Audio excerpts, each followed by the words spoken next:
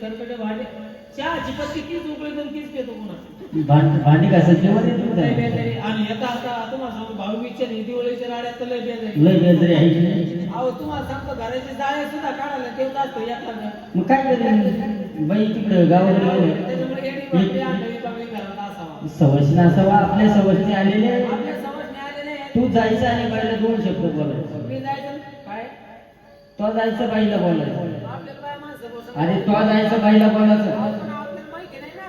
पण तोच बोलायचं बाईला. आता मी बोला पण आता मला इथं कोणाला तरी विचार लागला तुला बोलता येत नाही. नाही. आपल्याला माहिती नाही. खरंच बोलता येत. आपल्याला माहित नाही आपलं काय लग्न झालं. अरे बाईला बोलता येत नाही का तुला? आता काय पहिलं बोलावं आणि काय नाही आता आम्हाला काय माहित आहे. होय रे तुला बाईला आहे बाईला बाईला म्हणत बाईला हा ना मग तेच ना बाईला बोलायचं. तू सांगितलं बाईला अरे तुला बाईला बोलायला येत नाही का? आता हे आमचे शिष्य मंडळ आहे हे मला येत होते यांना काय बोलायचं माहिती तुम्ही सांगा. बरे का तुम्हाला बाई बोलता येत नाही?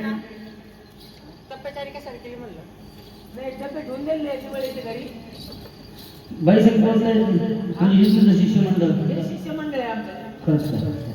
म्हणजे तुम्हाला बाई संग बोलता येत नाही नाही. आम्हाला माहिती आहे, इथे विचारून घेतो कोण. एखाद्या शहाण्या माणसाने विचारून आता शहाणे माणसं विचारलं असतं पण इथे एक तरी शहाणा माणूस आहे का? लेकरं कशी लेकरं, होय. हे कोण आहे पुढं बसलेले? नाही का? इकडे! तुम्हाला म्हणलं होतं या त्यात जावळ काढून टाका म्हणून. जा लवकर एखाद्या शहाण्या माणसाला विचार बाई संग बोलायचं कसं नाही का? शहाणे माणूस एकच इथं. कोणतं आहे? हे तेल घाले.